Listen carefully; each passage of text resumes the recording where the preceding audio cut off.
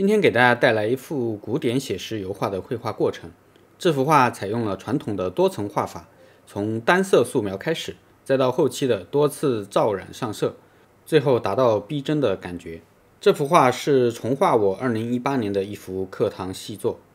当时我在西班牙著名的画家格鲁裘的工作室学习，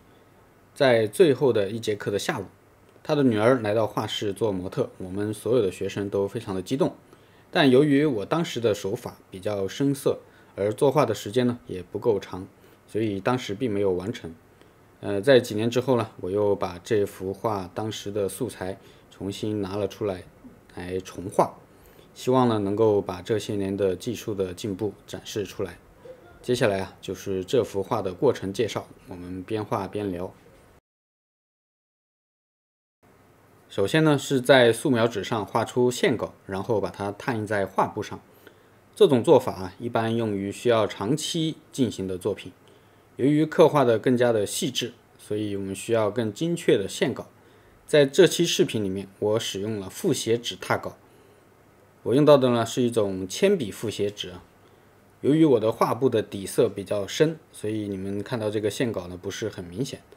使用这种起稿的好处就是我们可以方便的在素描纸上面调整形状，直到满意。那我更推荐的做法呢，其实是在画布的背面涂抹上一层颜料，然后拓印。相对于使用复写纸我觉得那种做法更加不容易弄脏画布，污染之后的颜色。我也知道有很多画家会使用投影仪或者是印刷起稿，我个人并不反对这一点。这样画作变得更加的容易，但是我要提醒各位的是呢，用这种方法会让你忽视造型训练，也会丢失很多对画作的理解。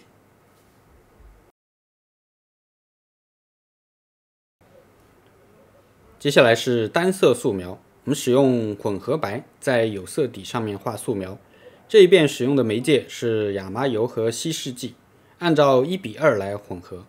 很多人没有试过用白色在深色底上画素描，这其实很像我们上学的时候呢，用粉笔在黑板上面画画。很多经典的绘画都会使用深色底，这样做的好处就是我们可以将深色部分统一在一个调子里面。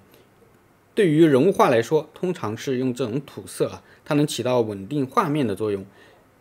我们需要注意的一点呢，是在油画里面我们可以用白色来覆盖深色，但我们尽量不要用深色去遮盖浅色，尤其是在后涂的包含了大量白色的表面涂上深色，这样很容易裂开。所以油画的正确的技法是在深色上面提白，而不是反过来。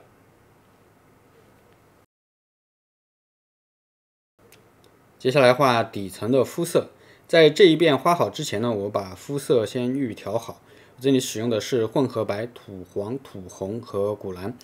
具体的调色方法在我的调色视频里面有详细的说明。在画好素描底稿的基础之上作画，相对更加容易。这一遍的肤色不用画到很详细，只需要概括出大致的明暗就可以了。这一遍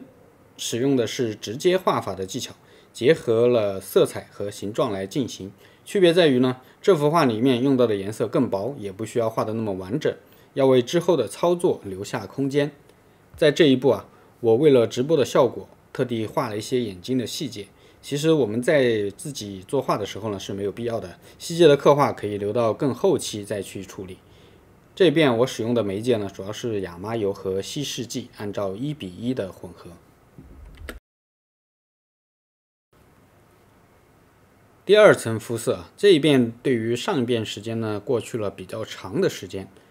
画作的表面已经结膜了，因此我们在继续作画之前呢需要做一些处理。我的方法是用稀释剂来擦拭画作的表面，将它的结膜破坏掉，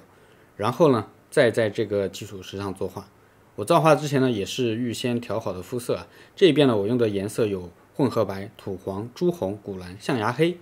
使用的媒介呢是亚麻油和稀释剂，按照2:1来混合。这一遍呢是对上一遍肤色的补充，由于上一遍的色彩比较薄，色度不够饱满，我们这一遍呢要加强一下色彩的对比度，让人物看起来更加的鲜活。那在这一遍的时候呢，我们也可以开始刻画一些细节了。等肤色画好之后呢，可以再用土绿、大卫灰在上面照染一遍颜色，这样可以防止肤色变得太红。再看看画头发，这幅画比较有挑战的部分就是它的头发，因为从它的后方有一道光，导致头发的边缘被光照亮产生了一个轮廓光。对于这幅画的画作呢，也是一个值得表现的亮点。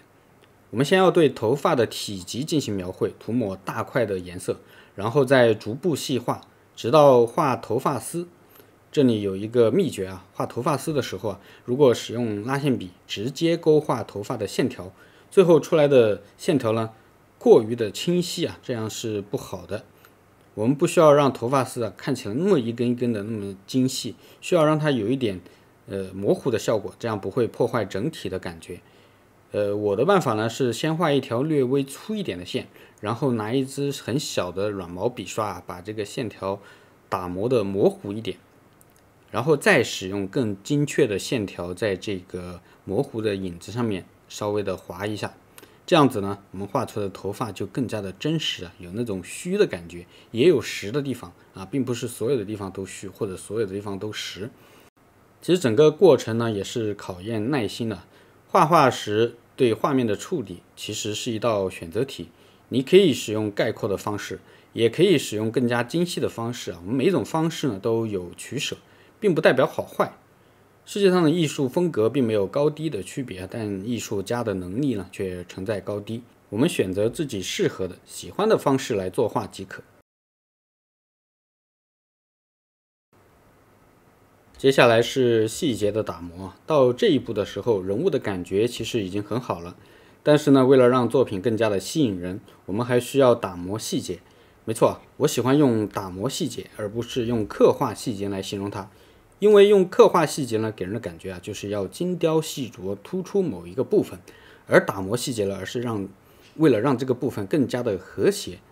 我们让所有的细节统一在一个整体当中。观众在观看画作的时候首先注意到的是整幅画，